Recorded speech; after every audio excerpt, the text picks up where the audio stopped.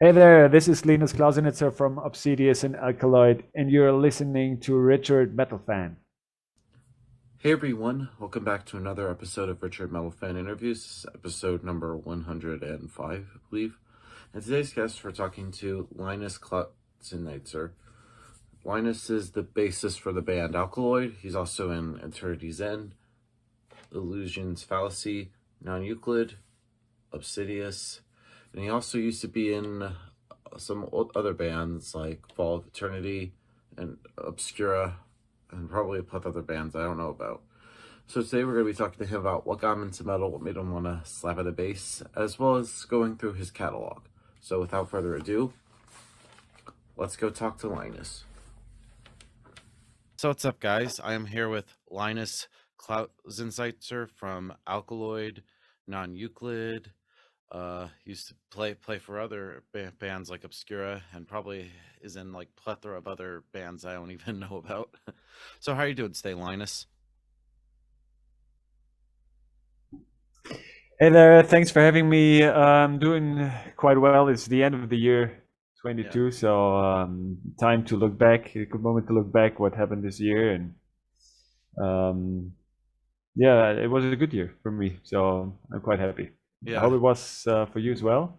Yeah, it was pretty good.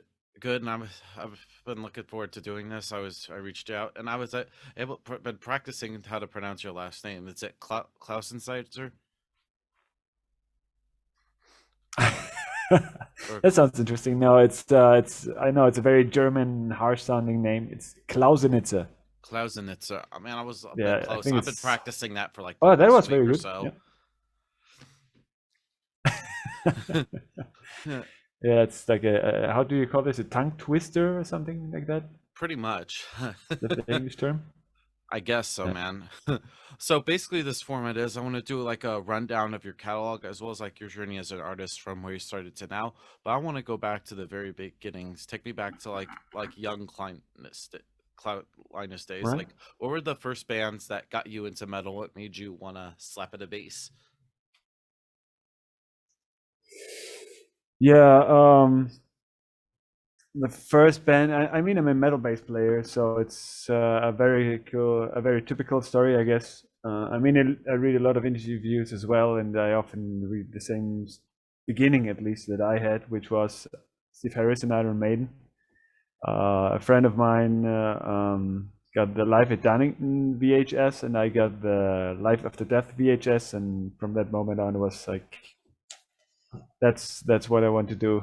And I had my parents were both classical musicians, so I went through a musical education anyway, and I played trumpet and piano before, and I played trumpet in a big band, and there was a bass player that I actually always looked up to because I thought like that's a cool job. He's just in the back and doing those grooves. That's a cool thing. And that's how I started to play bass at some point, and I was really. I mean, everybody who has kids or who looks back on his own teenager days, it's the time about like 13, 14 where you try to find your identity as a person. And when you, I don't know, if you have a certain scene that you can just jump into easily, that's a very uh, helpful way to find your path, I would say. And that's what happened to me. I was on a school that I didn't like, and I saw the metal scene with that all enjoyed something that's in my school nobody did. So I thought, like, cool, they're all different to the people in my school that I hate. Awesome, and they all like the same music that I feel a passion for, and yeah. So yeah, that's when I became a metalhead, and that's what I am still to this day. And I had also with my I lived on the countryside. Everybody was going to discos on weekends, and I hated discos, so I stayed at home with my friends, had a pizza every weekend, and watched horror movies and listened to metal. Yeah, that's how everything started. That's awesome, man. So, of course, a lot of people know you from Alkaloid, Eternity's End, the Non-Euclid, Obscura. What were your band? What was like your very first band, if you can remember? The very first band was with the two friends that I had on the countryside, but that was a horrible band. But we made the first. recordings together and wrote the first songs together. It was a horrible quality. Yeah, and we were fighting to get a lineup together on the countryside. It was horrible. I can remember we had a drummer who couldn't play more than one song because he was too exhausted to keep on playing after one song and stuff like that. It was really a nightmare. Wow. Yeah, and then I had the luck that on the countryside here in Bavaria we have a very large scene of cover bands, top 40 bands, and there were a lot of metal cover bands. So suddenly I went to see metal cover bands, and very early on, one of those bands reached out to me because I think I made a post on a forum or something like that that I'm searching a band, and so I got into that metal cover scene, and I played in that band that I joined when I was I think my first car trip that I ever did with my driving license was to the audition of that band, and then I played in that cover band for 13 years, and that's how I enjoy. Like they were all over 30, and I was a young stupid kid, and I came in, and they asked me, okay, so what can you play from Iron Maiden? And I said, I think everything, because I had like a whole folder at home with all the tabs from Iron Maiden that I could find, and I played all this stuff. Yeah, and so I was in the band. I was in the band and had a lot of fun, learned a lot, and enjoyed playing metal classics from Slayer, Metallica, Pantera, all that stuff. Awesome. And yeah, and then I graduated from school, and I went to music college, and there I met people that were more serious about making music as for a living, and that's when I got into that whole metal scene that I'm still in. I would say, like the first contacts in the metal scene that I made were is like the Obscura cycle, the Obscura circle. They're all from Bavaria, and yeah, I met that circle, and yeah, I still work with a lot of people from that time. My first band was like a serious metal band. I would say was Non-Euclid, like you said, and the singer of Non-Euclid, the main songwriter from Non-Euclid is now also the singer from Alkaloid. So yeah, we have a long friendship and a long musical journey already together. Yeah, and tell me about like that debut album, bump from Non-Euclid, The Crawling Chaos. I've heard it Mhm. beforehand, and I think it's a a great debut. Because that was came out in like '06 from what I heard saw. I don't even know the year when it was released. It was that sounds realistic. Yeah, I didn't play on that record actually. It was another bass player, Oh, and he said that stuff is too hard for him to play after he recorded it. He said he cannot play that stuff live, so he will leave the band again. oh And wow. maybe he had some health issues. I don't know, but I just said yes to the band because I was young and stupid and just wanted to have experiences, and it was also way too hard for me to play actually. So I jumped into the cold water and just practiced my ass off, and yeah. And then I recorded this second album with them in 2008. I think we recorded that one, and that's the only record that it was our second album, and we never released another one, which is called Metatheosis, and it's a very cool record. We released it later with Blood Music, but I don't think it's on Spotify anymore. Yeah, You can find it on YouTube though. It's still to this day I find it a great record. The singer is very different to the classical death metal scene. I would say yeah, it's like yeah. more a thrash metal singer. It, And but the cool thing about that band was that the main songwriter was a classical composer. That was his day job, and he sometimes had like as a modern composer, he got like project offers where he was offered, "Hey, like we want you to perform on this music festival with this huge orchestra. Do whatever the hell you want. You have if it's something crazy, we are very open for it." And that led it to a concert with Non-Euclid and the Metropole Orchestra, which is a really an amazing orchestra, very famous for I don't know, like for its quality. It's has a really high name in the Netherlands, and that was quite an amazing experience. And later we had another concert with an orchestra of my father. He was the leader of an orchestra, and so I could even like fulfill the dream of playing with an orchestra, and then I even performed on stage with my father. And he was a violinist, but also a conductor, and he was the conductor of the orchestra. So yeah, it's not easy to get a conductor of an orchestra together with the bassist of a metal band, but that's the moment when it worked in 2010, and that was quite magical for me. And that was also the moment when I think the Obscura guys saw me playing and considered to have me in the band. Yeah, yeah, but tell me about like that second non-Euclid album, Metathesis, because what I saw, apparently it was unreleased for 7 years. What was the reason why it was unreleased for 7 years? Oh God, that was so long ago. Let me think. Well, we had a record deal with the first album with Merciless Records, but I think we were not happy with his work, I think. And then we tried to search a better label. And what happened? I think we didn't find a label. That was probably the problem, or a label deal that we didn't find a label deal that we were happy with, because you know how it is with labels. They love to categorize music, and all the labels were like, wait a second, you play death metal, but you have a thrash metal vocalist, so what is this? And I think that was the problem. And then we got in contact with Blood Music, and that was the perfect label in my opinion. They had other bands like Ishan and things like that, progressive music that was I don't know, for people that like unconventional music. So I thought it's the perfect label, but I think it was a horrible timing. The owner of the label went through a burnout later, and then I don't know, didn't end well. And our drummer then got a gig for a band called Revamp, which was the band of Flo Jansen before she joined Nightwish, and he was busy touring with them.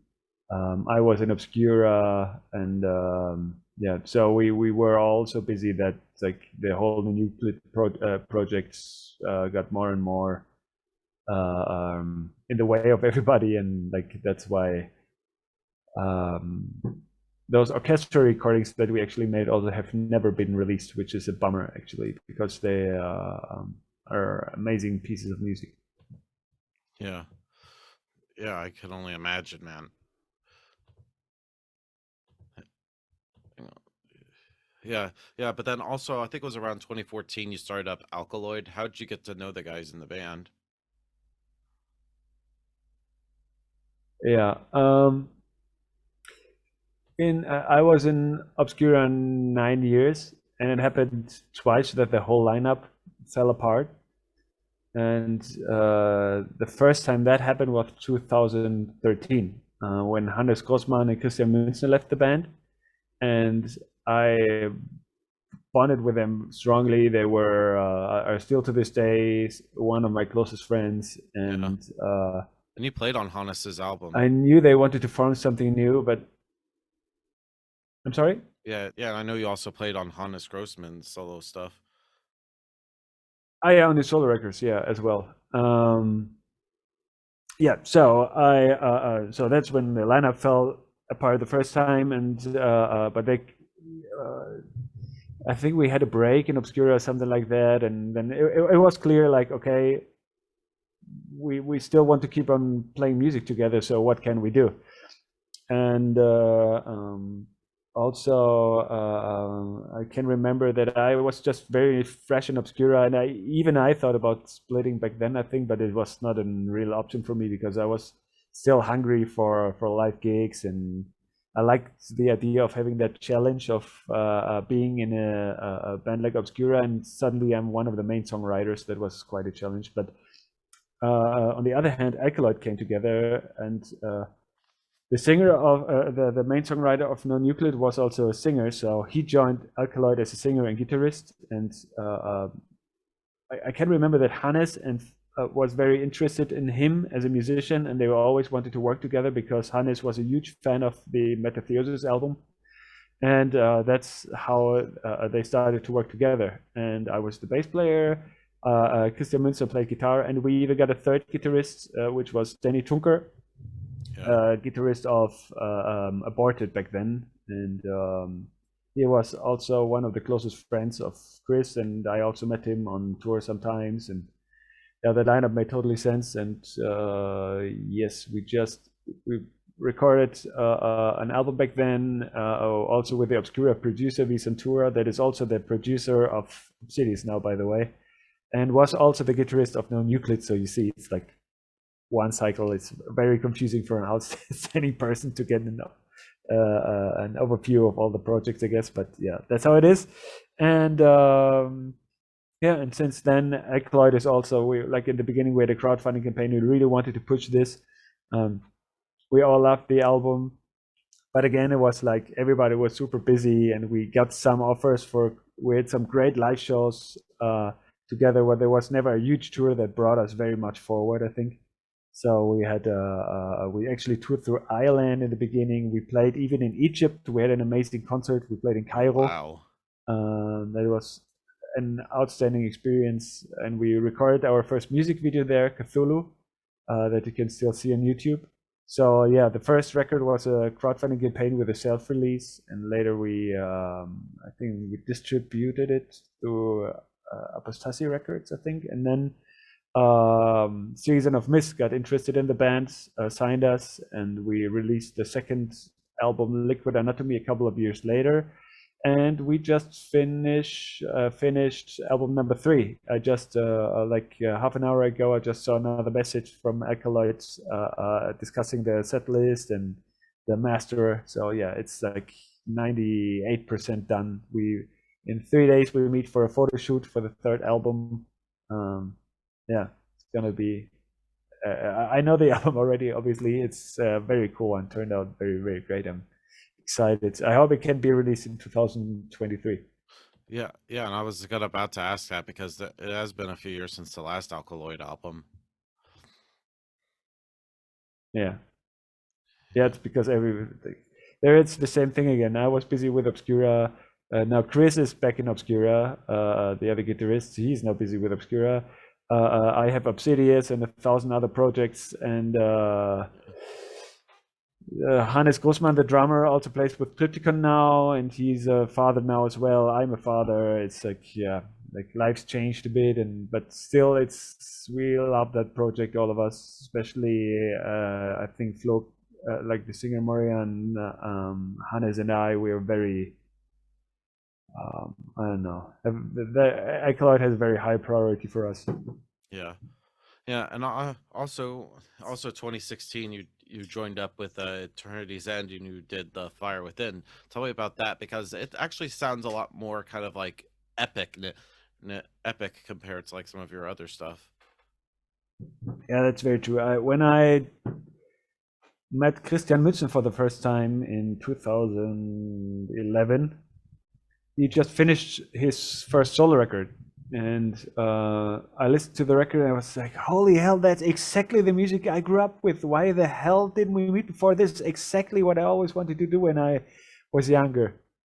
And this led to me recording his second solo album, and his third, yeah, almost all, like half of the album on his third solo record, I think. Yeah, and at some point, because Christian Münzer is actually, he sees himself as a power metal guitarist, at least most of the time, I think.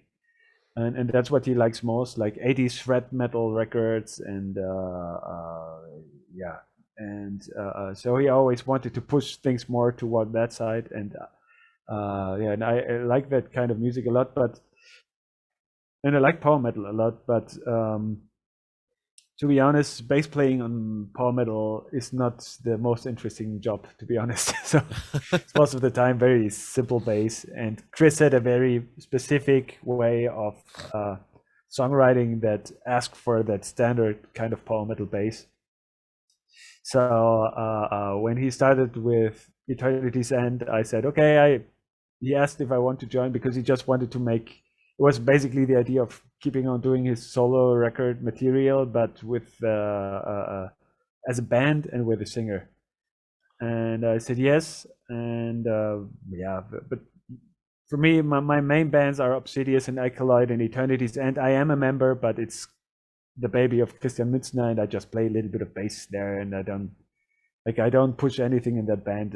I just recorded those 2 records, and that's it. Actually, we never had a gig or anything like that. So yeah, that is like has a low priority for me, honestly. But Yeah, I enjoyed nice guys, and music is cool. yeah, you're in a lot of bands. Like you said, you're in Alkaloid. You did non-Euclid and Obsidious. How do you manage to like be in all those bands? Because that must be a lot. Play. Do you have to like be in like a certain mind frame depending on the bands that you're in? Yeah, I mean, it has to do, of course, with priorities. So, for example, I could do way more for Eternity's End, but I mean, like I said in the beginning, and I made a lot of mistakes by joining everything and said yes to everything to learn. But that, like, you know how it is. Like, if you don't allow yourself to fail, you don't make any progress, and that's what I did in the beginning a lot. So I was playing gigs where I was really on the limit of what I can do, and I was very uncomfortable on stage sometimes because I was not secure enough with the material. And that's something now I get older, I have the experience, I know exactly what I'm capable of and what I'm comfortable of. So for example, for the second Eternity's End album, I knew I don't really have time for this, and Chris thought about to work once with another bass player anyway. So he asked the bass player of Symphony X to record the second record, and now for the third record, I'm back because I have time again. But I said, okay, I play the bass, but please don't expect more work from me, like I don't know, social media or I don't know any administrational stuff, talking with labels and all that stuff. I didn't want to do anything like that with that band. So yeah, it's it's like I said, it's I know what I'm capable of time wise, and I'm the typical kind of German guy that is very. I like to be structured and having my plans and be on time and all that kind of stuff, and to be efficient, and most of the time that works out now. So yeah, it's way more comfortable than in the past. But yeah, and it's probably not, like, from a marketing point of view, it's not the smartest thing to always play in 10 different bands. Yeah. But because it, like, doesn't give people a clear image of what I'm doing, and I can imagine that somebody who is listening to this show and doesn't know me for the first time, it's hard to keep track what uh, of my career so far. But you know, it's what I love. Actually, it's I mean, I like to be in bands long. I played in Obscura for 9 years. I played in my first cover band for 13 years. I'm still playing with Hannes. I'm still playing with Chris. I'm still playing with the singer of Non-Euclides. Those I like to develop something with some people, but on the other hand, I always like to have fresh input. And sometimes there are musicians where I think, like, oh God, that's such an amazing guy. I want to work with him. Or when the second split with Obscura came with Sebastian and Raphael, I actually thought to myself, oh, like, again, I make Alkaloid, like the lineup splits and I need to build up a band from zero. No, I don't want to do that. But then on the other hand, I thought, like, oh God, if I cannot make music with Raphael and Hannes anymore, that's would be horrible. I really want to stop playing music with those 2 people. And then I started to work with them, and it was so fun. And yeah, so that happened again. So maybe that explains a little bit my career is a little bit like that. Awesome. And around 2016, you also joined Obscura, and I know you did this album, Macroasis. How'd you hook up with Stefan Yeah. and the guys? Yeah, like I said, they saw me the first time in Non-Euclid, and I joined actually in 2011 already, so way before that album came out. And it was right before the previous album was called Omnivium, Yeah. and I joined the band right after the release of that record. And we toured a lot with that record, and I yeah, played a lot of tours with them. And then we even made like like a demo compilation kind of thing called Illegimitation. Was also had there was a crowdfunding campaign around that, and we recorded cover of Death, Atheist, and what was the third? Cynic, yeah. And those were the only recordings we ever did with Hannes, Chris, and myself, actually, in that Obscura lineup. Yeah, and that was released in 2014 or something. I'm not sure, 13. Yeah, and then the lineup split, and we formed a new lineup. I came up with the idea to bring in Sebastian Lanzer, the drummer, which was a friend of Hannes. That's how I knew him, and we brought in a guitarist from Berlin that split after Aquasis, and yeah, and that's how everything came together. All right, and then your last album with Obscura, Diluvium, I love this album. And I remember actually seeing you guys, Yeah, seeing Obscura for the first time on this album cycle when you were in the band. Was you guys Beyond Creation and oh, Free? I nice. can't remember the lineup. It was a great, and I remember I bought a meet and greet to meet you guys in Atlanta, and that was a sick show. Tell me about like this Ah, cycle. amazing, cool. Yeah. What city have you been to? Well, it was well, I saw Obscura for the first time. It was in Atlanta. Ah, all right. Was that like your first Thinking time if in I it? can remember the show. Was that like your first time in the US? No, no, I was yeah. There was always quite a history with Obscura in the US. The first tour I did with Obscura in the US was in 2011 already, with a very cool lineup. It was Children of Bottom, Oh Gavin wow. Townsend, Obscura, and Septic Flesh. That was the lineup, and yeah, that was a quite exciting tour. And then we did the headliner tour later that year, and then we didn't do any tour until the Diluvium tour anymore in the US. We wanted to tour also with Aquasis. We were booked for the Summer Slaughter tour in 2016. I think Arch Enemy was headlining, but we had visa problems and didn't make it, and had a lot of depth because of that canceled tour. Yeah, and then we did later the Diluvium tour, which was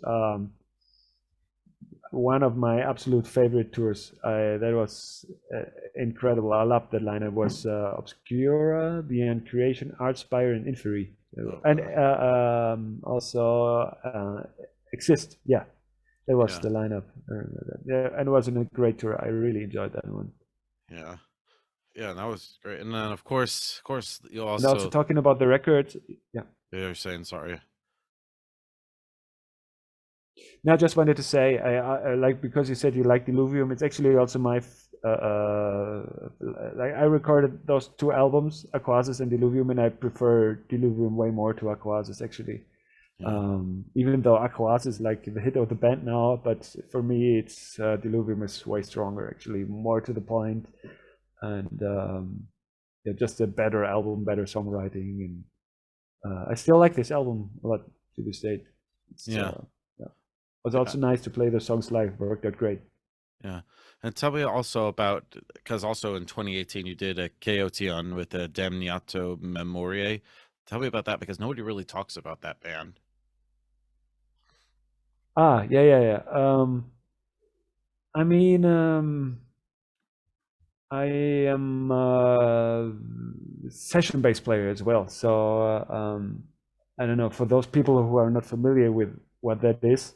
So you can be a session bass player for studio recordings, but also for live shows. So I'm just like, I'm just a hired gun in those in that senses, and that's what I still do to this day. So people like, when you ask, like, a studio bassist doesn't do anymore what he did like 30 years ago, that a studio hires you, you go there and you play your stuff and go home.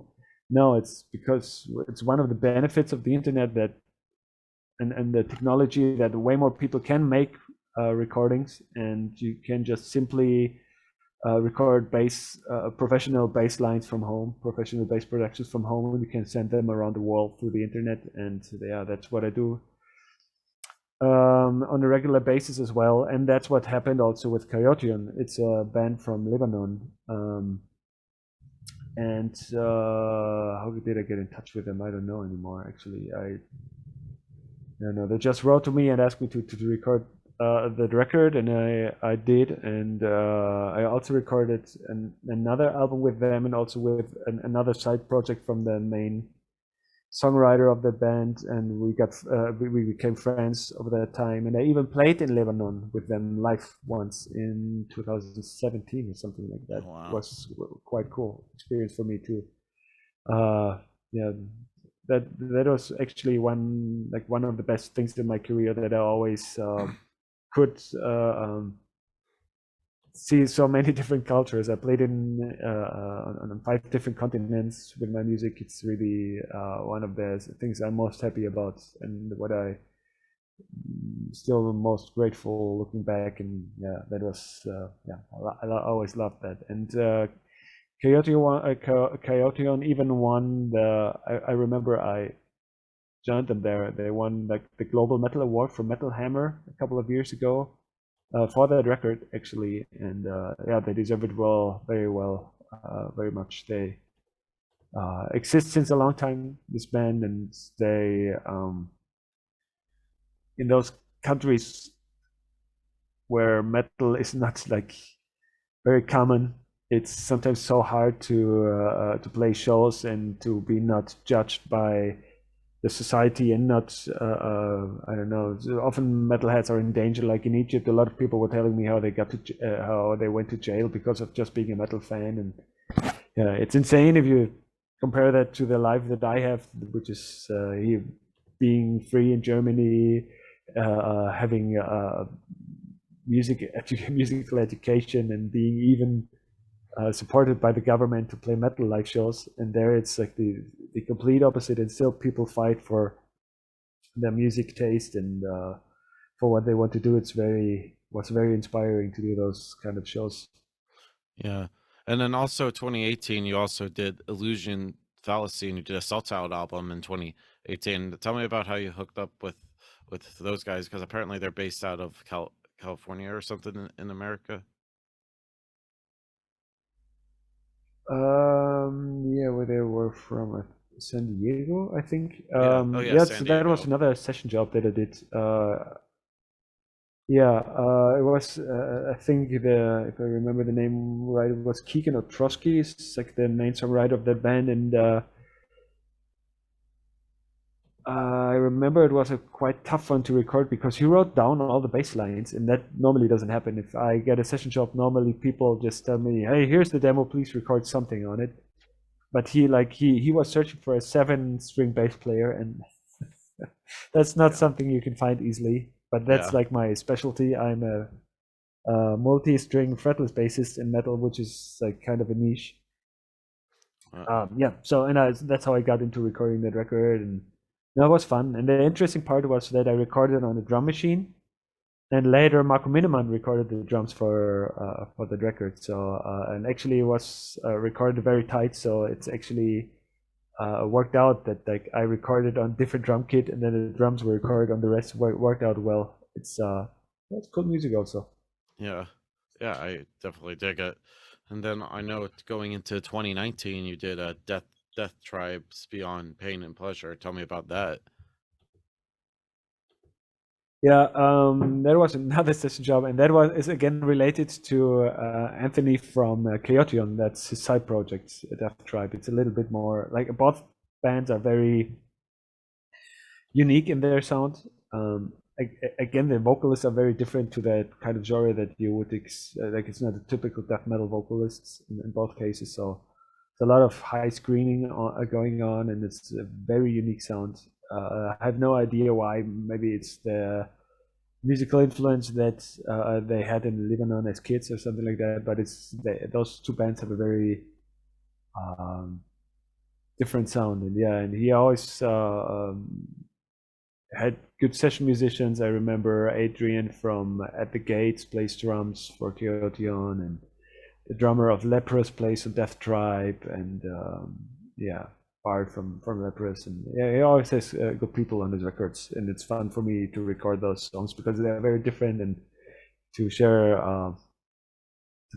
play with talented musicians. It's always fun, and that's one of the things that I love so much about that session job. I the Sway I played with, I don't know, Marco Miniman, Jeff Loomis, Marty Friedman, Adrian from At the Gates, and those people that, a lot of people are really, Glenn Benton, a lot of people that are really legends and people that I listened to when I was younger.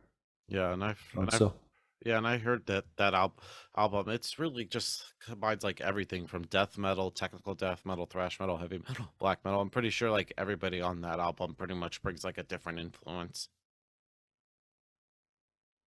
Yeah, and they have a lot of freedom there. He doesn't have a lot of music theory knowledge, so he just like throws the songs on me, and I just sit down and go crazy. And sometimes he even says, "Okay, that's not crazy enough, Linus. Go even more crazy, please." And that's of course a very satisfying work relationship for me, because going crazy is something I enjoy. It's better than this. No, doing the standard thing. Yeah, yeah, and then also you also did another Hannes Grossman album at Popfinia. Yeah, I love that album. Tell me about that. Like the whole writing process. Yeah, I think Hannes released. I get lose my overview for the records. Let me check it. How many records does he have? It's 4 now, I think actually. Yeah. It's yeah, exactly. It's the Radial Covenant, the Crypts of Sleep, Apophenia, and To Where the Light Retreats. Now, so there was 4 records, and I played bass on all of those records. And to those people who have not listened to that records, do it, because it's so awesome. I love Hannes solo records. Super cool music. I mean, they're of course, since they have only one songwriter, it's not a lot of different sounds and feelings on those records, but there's so many good songs, and so cool riffs and emotional melodies, and still it's heavy, a lot of blast beats, cool drumming. It's really cool. Yeah, all those 4 records are worth listening to. Yeah, and Highly recommend it. and I also love the opening track Deep, which is probably one of my favorite death metal songs, especially the acoustic intro accompanied by the melodic lead guitars are really just super catchy. Oh, I totally agree. And I just talked about Marty Friedman before. The song number 4, Vacant Dreams. Yeah. That is also for me like a perfect. He plays on that. He plays a long solo on that song, and it's for me the perfect death metal song. It has everything that it needs. It's like one theme in different contexts. This is like as a melody, as a death metal riff part. It always like it's still the same theme, but in different contexts. It's, I don't know. It's smart written. It's catchy. It's heavy. It's catchy. It's it's one of my favorite songs. Yeah. Ridiculous, yeah, great song as well. Yeah, and definitely one of the best album openers, I do say. Yeah, agreed. Yeah. Yeah, and that kind of. I also know that he works now on another solo album right now, but I don't play on that one. I think he will. Yeah, no, I don't want to tell too much about that. He has like a certain concept about that record, which will be different to the 4 albums before. Yeah. Yeah. And then I know you also did another session work with Shaped in Dreams with Echoes of Elden Deeds. Tell me about that. Oh yeah, that was also long ago. Shaped in Dreams. Yeah, that was a horn player from Germany who also plays metal guitars. Oh, wow. Did I play all bass lines on the record? Could be, but it was also. I know often when I record session work, my problem is that the songs are not written well and that the parts are not very emotional. It's like it feels like they try to force a lot of influences together, and the songs often don't work. It's like a cool sound, but the songs are not strong. And in this case, it's very different. I find he had a very good feel for melodies, and there were a lot of parts where I felt very like emotionally attached, and that gave you a certain vibe for a certain amount of time. Like you listen to one part and you enjoy it 30 seconds, and there comes another part with another feel. And those like musical storylines work very well on his material. I also enjoyed that one. Yeah. Yeah, and then I know going to 2021, you also did a self-titled EP from Virius from France. How'd they those guys get in contact with you to play bass on their EP?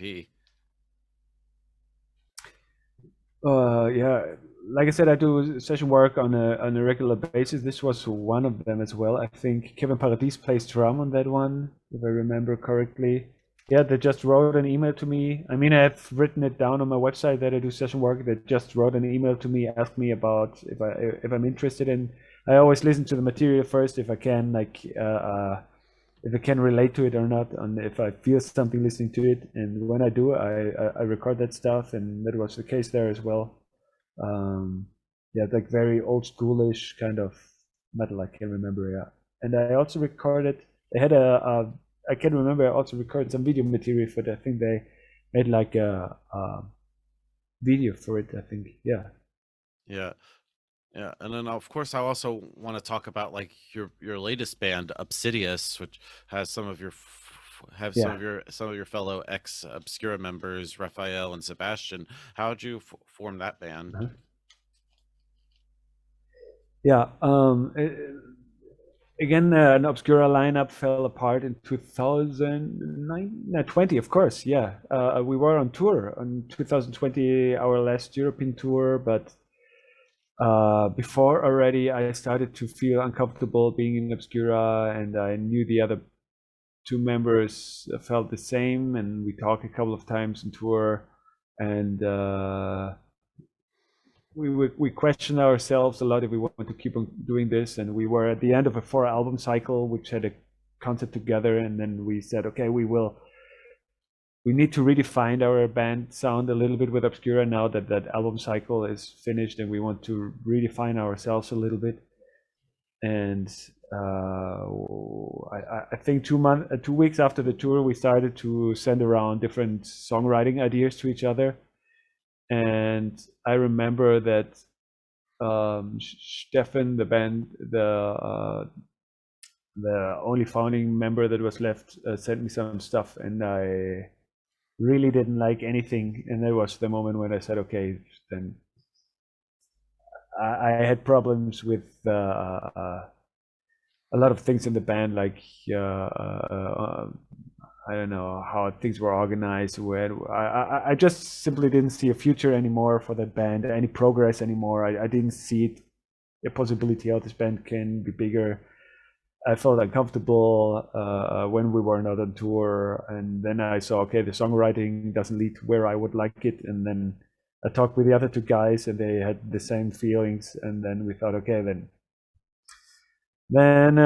let's leave. And we didn't want to stop making music together, so that's when we came up with forming that new band. Even though we knew how hard it is, of course, to start a new band. Yeah, and then we met a couple of times, Sebastian, Raphael, and I, and we thought about, okay, we just wanted to redefine the band for Obscura. Then that was quite hard already. Now we need to find an own band sound for a complete new band. So how are we gonna achieve that? And then we talked about, okay, do we want to be a little bit more commercial? Do we want to be a little bit more like having more simple structured songs? And do we want to go completely wild now that we don't have any boundaries? We don't have a guy anymore that needs to sing and play guitar at the same time, so you can basically really go crazy, Yeah. whatever you want. And that's what actually started to happen. We just sat down and saw what was fun to do, and then we were sitting in together and started to work on the first ideas, and it was so fun, all that complex stuff. So so yeah, that's how Obsidious came together. Yeah, And we all, yeah. yeah, sorry, you're saying. No, I just wanted to say, yeah, and we all had a power metal background. We thought, okay, no metal band plays death metal and power metal together, so why don't we want to do that? That's also something quite unique, and that was not really super much planned, but like, of course, well, when we started to do songwriting, and we thought like, oh, that here when a patcher part would be cool, then we thought like, oh, that would be, it's very power metal, but okay, let's do it. Why not? and that's how the musical style came together. We had a lot of old ideas also, like the stuff that I had left from obscure songwriting sessions were mostly more simple songs. And I actually had, when I left Obscura, I had like the wish to write a little bit less techy songs, and that mix of what the other two guys came up with worked very well together, I think, on the record. Yeah, and that's how the music was shaped. And then we started to search for a singer, and we made an online audition. It was quite tough because it was already in the middle of the Corona times. Even Obscura, when we had to leave the band, we could not even tell Stefan in person because it was already a complete lockdown everywhere. And then we had to search a singer in lockdown times, which is not easy. So we did an online audition, and we got in contact with friends that we know from before, people that were recommended by friends, and then we had like 10 or 15 singers singing auditions. We had like 2 tracks more or less ready at that point, and we said, okay, show us how you would interpret that kind of music and how you would make a vocal arrangement of a song like this. And Javi Pereira was by far the one that made us all most happy, and he connected most to the vibe that we were presenting there, and we really liked what he came up with. And he's I don't know, I think he has a good working YouTube channel, but like he didn't have a big band before or anything like that. So it was cool to came up with a fresh face in the scene, and we met him a couple of times after the lockdowns. He's such a nice person to hang out with, and such a great singer who cannot only do growls well, but he has also the power metal background, and he can sing everything in between. And yeah, it's like also sounds very modern, I find, which is also good if you have a new band coming up that's, I don't know, not again a band sounding like Morbid Angel. It's like, yeah, I think a very good lineup. And yeah, we took forever to write that album. When we wrote an album with Obscura before, it was always like that okay, we need 10 songs for a record. Okay, do we have enough now? No. Okay, we need to come up with 1 or 2 more songs. So like every time we had enough material together, we made an album. And Obsidious was the different case. Like we wrote and wrote and wrote and wrote, and we said, no, this is not good enough. No, this is also not good enough. And then we really made a lot of material before we were happy with the material to put the record together. So yeah. It was quite a different approach, and it took a long time to build up everything. And then we had also a deal with Season of Mist, and the situation with the vinyl pressing was horrible. It took very long to put the record out. So actually, we finished the record, I think, 15 months before the release of the record. Yeah, that was quite insane. But so we put out one single after another to feed people. But now the album came finally out in October this year. Yeah, what was and pretty much what was like the thought process making the debut album? Because I think you guys really hit the ground running with this. Thank you so much. The thought process. Yeah, like I said in the beginning, we met and just wrote the first music together, and we were searching for band names that made sense. We had a long list of band names, and then we made we really wanted to build this band up democratically. So we really were like voting and meeting at different times and voting about band names. And then it was Obsidious who won the votes. And Obsidian is a stone that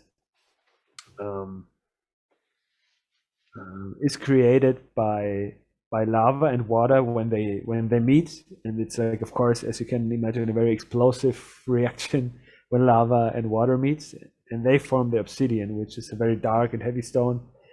And like that image of that elegant but super raw stone that is heavy and created by that massive reaction was something that we thought that's a cool basis for an image in a head for a metal band. yeah, and that's how the band name came up. And the first single, Iconic, shows you all those elements. And yeah, and that's how everything came together. The lyrics came up all from the singer of Obsidious, Javi Pereira, and we worked with the designer Adrian. What's his last name now? Um, yeah, he does a lot of artworks for Season of Mist, and was recommended by Season of Mist, and Bousson is his name, yeah. And yeah, we just had a Skype meeting with him, talked through the lyric concept, through the idea behind the obsidian, that the element of, we want to have the blue elements and from water, the red elements from the lava, and the stone, of course, everywhere it can go. And I saw a book of my mother when I visited my mother 2 years ago at Christmas. I was like sitting around and going through different art books that she had at home, and she showed me an artist who, local artist from North Germany, who uh, was very into cubism, and they had and in that book were a lot of ideas where you could like use cubism for you call it interior architecture, and like how you can like make chairs and tables in a cubistic style. And I enjoyed that a lot, and I thought, like, of course we should have something that is cubistic if we have a stone in the concept. And that's if you look now to the album artwork of Iconic, our debut album, you see in the background a lot of those cubistic elements. And we thought, like, okay, let's build a whole town of obsidians. And yeah, that's what you see in the background. And you see a huge head in the foreground, because a lot of the lyrics deal with the inner struggle of yourself and with your personality. A lot of the lyrics do. And yeah, so that was like the basis for the album artwork. All right. And kind of to wrap things up, what's next for Alkaloid or Obsidious? Do you have like any tours lined up? Is there a chance maybe you could bring either of your bands to the States for a tour one day? We'd love to have you. Oh, I would love to come back to the US.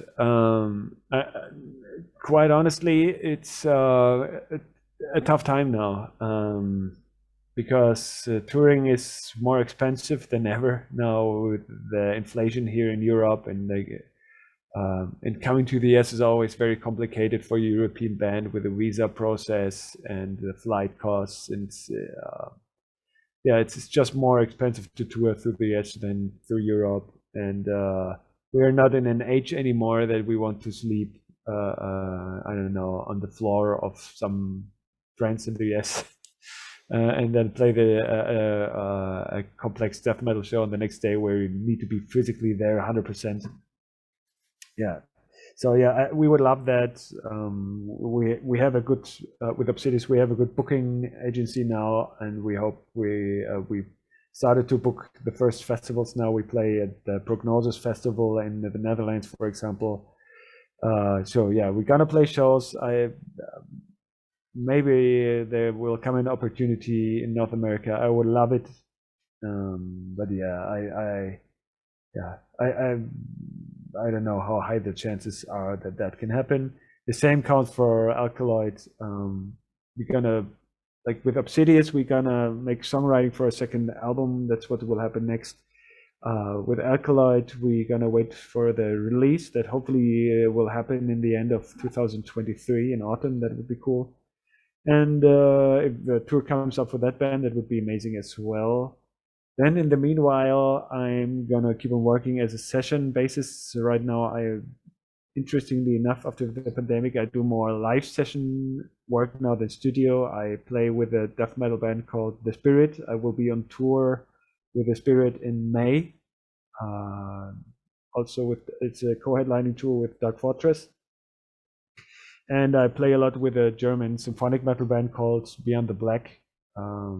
yeah, and that's a very big commercial band. We're gonna play a lot of shows in Europe.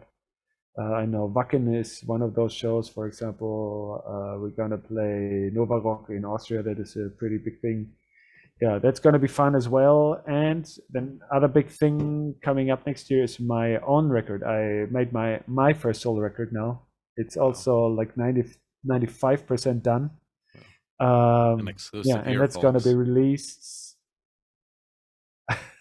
Yeah, and that's gonna be released in 2023 as well. I'm doing like a lot of promotional, and yeah, I don't know, I'm preparing a lot of promotional material right now. It's gonna be, yeah, I have a lot of cool ideas that I want to come up with promoting that album, and yeah. Yeah.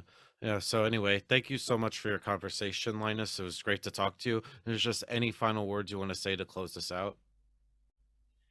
Yeah, thank you so much for uh, I don't know, letting me talk about all my projects. And sorry, people, if it's too confusing, all those different projects. If you want to get an idea of what like how the music sounds that we just talked about, you can go on my you can go on Spotify. I have a discography there, a playlist that you can listen to.